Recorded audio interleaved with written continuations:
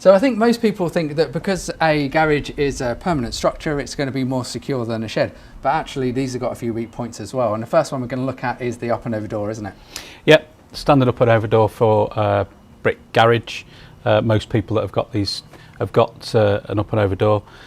They are absolutely fine for keeping the weather out and day-to-day use.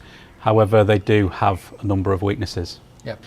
Obviously, the construction of these is quite a thin tin material, so quite easily bent. Yeah. So anywhere it is fixed can be pulled out of position to enable the door to be pulled up. So a good idea with these doors can often be to fix an extra anchor point at the bottom. Yep. On the outside, or if possible, and you've got a personnel door as well, you can put something on the inside, some additional rods to fix it in several places. Yeah. So just some slide bolts. Slide bolts. Yeah. Just to keep it locked in position. Okay. So there are two things on this side which are great examples of potential weak points. First of all, we're going to have a look at the window. Yep. Okay. I mean, from this point of view, it's not too bad, this window. The glass that's fitted into this is obscured, so you can't necessarily see exactly what's in there, albeit if you do have something close to the window, yep. You will be able to tell what's there.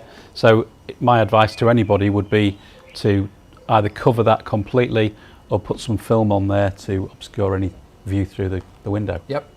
And the other one obviously is the PVC door. Now we know for a fact that this one is reinforced, but a lot of them don't have that, do they? No, absolutely. Most of these doors are just constructed of two pieces of plastic with some styrofoam insulation. Yep. And obviously that doesn't offer you any structural strength, so they can be reinforced. So contacting your window company, they can sort that out for you. It does make a big difference if you reinforce it.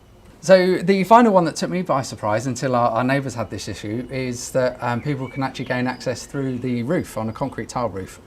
Yeah, it sounds extreme, and It is extreme, so it's not something that's going to happen to most people.